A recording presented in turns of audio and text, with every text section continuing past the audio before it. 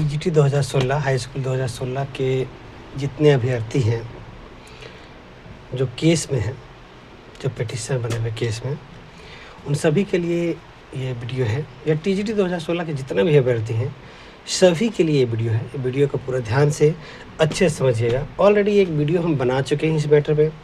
जैसे आज 7 अप्रैल 2025 है, 1 बजे तक केस का सुनवाई ख़त्म हो गया था। तो आज केस का सुनवाई था टीजीटी 2016 का हाई कोर्ट में। तो जैसे ही ख़त्म हुआ तो उसके बाद बहुत लोगों को लिए एक इंस्टेंट इन्फॉर्मेशन के लिए हमने एक वीडियो बना करके मैंने यूट्यूब पर डाल दिया, ताकि सब लोग को तुरंत नॉलेज मिल सके, क्योंकि उनको तो तुरंत जानकारी चाहिए होता है। तो उसके लिए हमने उनको बता दिया।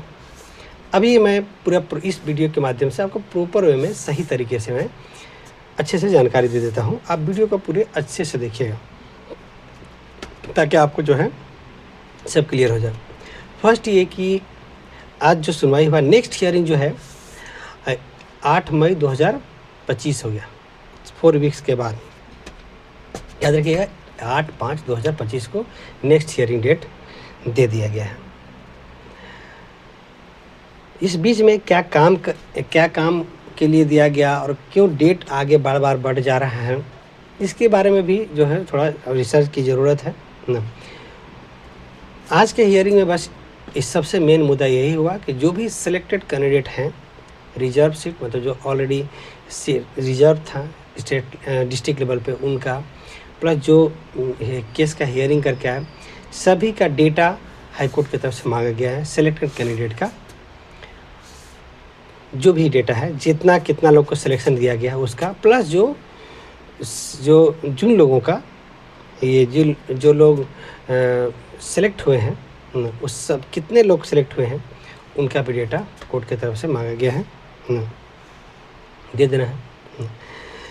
तो ये इसका मेन मुद्दा है कि उन लोग के एफिडेविट के माध्यम से बहुत जल्द सभी चीज़ वहाँ दे देना है। और दूसरा एक और बात उसमें उठा था कि जो सीट सरेंडर किया गया है वो किस आधार पे, किस बेस पे किया गया है वो भी बताया जाए।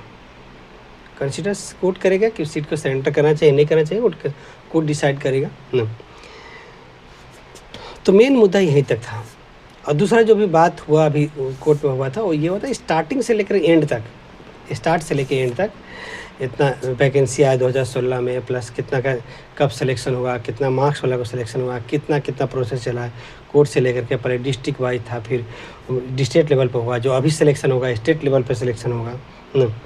जो पिटिशन गए हैं वो अपने खाली सीट पर नियुक्ति चाहते हैं, खाली सीट है, तो ये सब मैटर को बहुत तरीके से वहाँ पे रख दिया गया। ये चीज़ हुआ, तो इतना ही समझिए कि इतना चीज़ को रख दिया गया।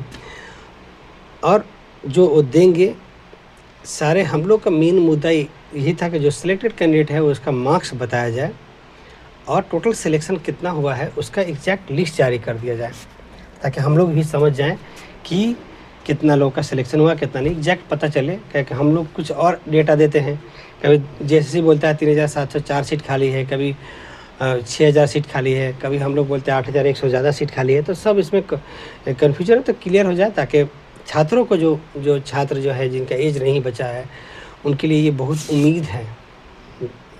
जो ये सुनवाई है हाई स्कूल का, उससे बहुत उम्मीद है सभी लोगों को कि इसमें उनको नियुक्ति दिया जा सकता है। तो इसलिए इसको तरीके से किया जाए। दूसरा, बार बार डेट, बहुत लोग का क्वेश्चन ये था कि बार बार डेट क्यों आगे बढ़ जा रहा है, जल्द हो जाना चाहिए था, अंतिम हियरिंग था। मुझे भी ऐसा था कि कोर्ट में आज अंतिम हियरिंग हो सकता है अंत के लिए, अच्छे सुनने के लिए, जबकि उस समय जो 7 मार्च को जो हियरिंग हुआ था, 7 अप्रैल को जो आज के लिए डेट रखा गया था, उसमें भी ये बात था कि 7 अप्रैल को अच्छे से केस को सुनेंगे हम, ये बात आया था, अच्छा से केस को हम सुनेंगे।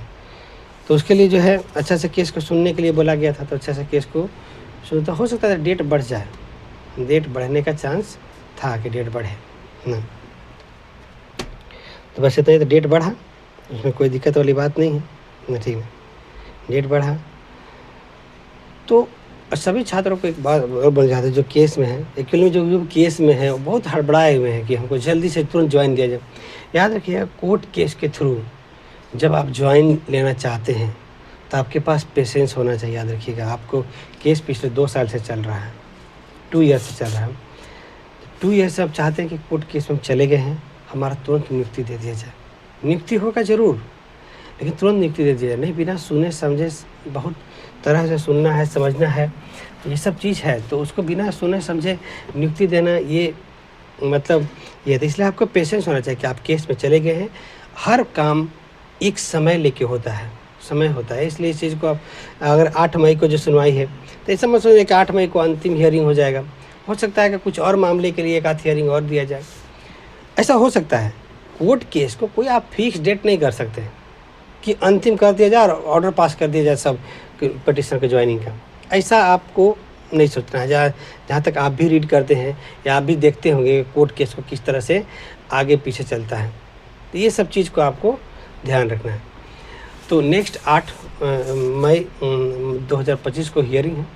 उस दिन भी जो भी डेटा दिया जाएगा हम लोगों को, उससे पहले जो एफिडेविट फाइल किया जाएगा जेएसएससी के थ्रू, गवर्नमेंट के थ्रू, तो उसको हम भी रीड करेंगे। मेरे एडवोकेट को भी दिया जाएगा। मेरे एडवोकेट भी है, 4-5 एडवोकेट हैं मेरे जो केस लीड करते हैं। 4-5-6 एडवोकेट्स हम केस फाइल किए हुए हैं, सभी को दिया जाएगा, तो हम भी रीड करेंगे क्या है क्या नहीं। फिर उसके मैटर पे फिर हम आगे का बात रखेंगे। और सभी पिटिशनर जो मेरे थ्रू केस में जुड़े हुए हैं, वो भी इस वीडियो को ध्यान से सुन के इसी वीडियो का इन्फॉर्मेशन को आपको हमेशा अपने पास रख लेना है, बस यही है। और जो लोग हड़बड़ा रहे हैं कि तुरंत होना चाहिए था, अंतिम हियरिंग होना चाहिए था, ये नहीं है कि ये कैंडिडेट के कहने से या हमारे कहने से या हमारे एडवोकेट के कहने से तुरंत डिसीजन हो जाएगा, ऐसा नहीं है। ऐसा होता नहीं है कि तुरंत हुआ चलो तुरंत दे दो। ऐसे में तुरंत मांगने के चक्कर में ना हो सकता है कि डिसीजन ही नहीं मिले आपके फेवर में। हमें अपना फेवर में डिसीजन चाहिए, मतलब नियुक्ति जो खाली सीट पे चाहिए हमको, सभी सीट के ऊपर जो सरेंडर कर दिया वो भी सीट के ऊपर, जितना भी सीट खाली एक सीट के ऊपर हमको नियुक्ति चाहिए, तो इसके लिए मांग है। तो यही बात है। हम भी थोड़ा सा जो है 7 अप्रैल को लेकर के थोड़ा इसकी रेट जो सुनवाई हुआ इसको लेकर के बहुत ही जो है तैयारी कर रहे थे ना, तो उसके लिए भी था ना। बस यही है। सभी पिटिशन मेरे थ्रू जो केस में जुड़े हुए हैं, काइंडली याद रखिए कि आपको बिल्कुल चिंता नहीं करना, बिल्कुल ही टेंशन नहीं लेना। आपका हर वर्क प्रॉपर वे में हम कर रहे हैं।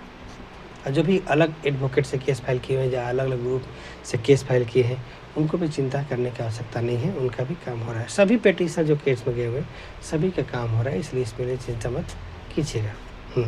बस यही है। बहुत लोग बहुत तरह से बात करते हैं ना, तो उससे बात करने की आवश्यकता नहीं। जो भी केस अभी फाइल किए हैं या 2-4 दिन पहले फाइल किए होंगे या 2 साल पहले फाइल किए, सब बराबर है, वहाँ पर कोई दिक्कत नहीं है। यही चीज़ है। बस अपना एडवोकेट, अपने ग्रुप लीडर से कांटेक्ट बनाए रखिए। अपने ग्रुप को जो आपको लीड कर रहे हैं उनसे संपर्क बनाए रखिए, अपने एडवोकेट से संपर्क बनाए रखिए। जो मेरे थ्रू केस में है वो हम अपने व्हाट्सएप ग्रुप के माध्यम से ही जानकारी दे सकते हैं, या मेरे जितने भी पिटिशनर हैं हम आपको बता दें कि सारा जानकारी हम व्हाट्सएप में जो ग्रुप है उससे देंगे, या इस चैनल पे आप बने रहिए, सभी जानकारी मिलेगा।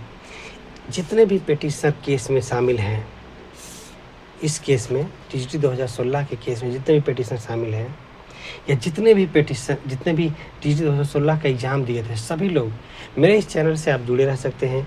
आपका सभी अपडेट 1 बाय 1 हम आपको देंगे। किसी भी तरीके से कोई भी प्रॉब्लम आपको नहीं होगा। आप इस चैनल पर बने रहिए, सभी जानकारी हम आपको देंगे 1 बाय 1। और वैसे लोग जो केस में नए से जुड़े हैं, उनको बोलते हैं कि नए से जुड़े हैं, उनका केस 2 तरह से इस केस के साथ जुड़ रहा है। अभी कोई भी केस फाइल के तो मेंशन करके रख दिया जा रहा है कि जो जॉइंटली जो केस कर रहा है उसी का डिसीजन आपके ऊपर लागू होगा, या टैग कर दिया गया है, तो वो सब बराबर है, इसलिए उसकी चिंता नहीं करना है सभी लोगों को। वो फैसला सबके ऊपर लागू हो रहा है ना, बस यही है। और इसमें कुछ अब ज़्यादा खास की बात नहीं है ना।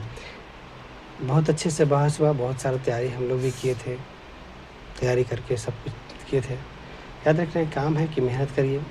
और पीजीटी 2023 पोस्ट ग्रेजुएट 2023 के अभ्यर्थियों को भी इस वीडियो के माध्यम से बताना चाहते हैं, पीजीटी का केस आपका चल रहा है, इसको बहुत तरीके से आगे बढ़ाने के लिए काम किया जा रहा है। अलग से एक हायर एडवोकेट हम लोग हायर करके उसको केस लड़ने की कोशिश कर रहे हैं। पीजीटी में 50,000 से ज़्यादा अभ्यर्थी एग्ज़ाम दिए थे। हम चाहते हैं कि इसमें जितने भी पीजीटी केस में आप जुड़ना चाहते हैं तो आप ज़रूर जुड़िए पोस्ट ग्रेजुएट 2023 केस में, ताकि इसमें केस को मजबूती मिलकर हम जीत सकते हैं। और पीजीटी केस जीतने का चांस है, पूरा जीतेंगे। ये 22-23 हज़ार सीट खाली था टोटल, तो इसलिए हम लोग ज़रूर जीतेंगे। इसलिए आप 25 को ही उस केस में भी जुड़ सकते हैं। टीजीटी 2016 केस में भी अगर जुड़ना चाहिए तो अभी आपके पास सफिशिएंट टाइम मिल गया, आप जुड़ सकते हैं, कोई इसमें प्रॉब्लम नहीं है। तो टीजीटी 2016 केस में जुड़ना हो या पीजीटी 2023 में केस में जुड़ना हो तो आप नीचे डिस्क्रिप्शन में मेरा नंबर लिखा हुआ है, आप उस पर कॉल कीजिएगा, हम आपको जोड़ देंगे। किसी भी तरह की किसी भी कोई परेशानी होने की किसी भी ज़रूरत नहीं है। मुझे कॉल जो सब लोग करते हैं, ध्यान रखिएगा कि अगर हम कॉल आपका रिसीव नहीं करते हैं तो कॉल बैक आपको करेंगे। और जो केस में ऑलरेडी पिटिशन बन के चुके हैं उनको चिंता नहीं करना है। जो नए केस में जुड़ना चाहते हो कॉल कर सकते हैं, हम आपको जोड़ देंगे। ठीक है, धन्यवाद, फिर से बात होता है।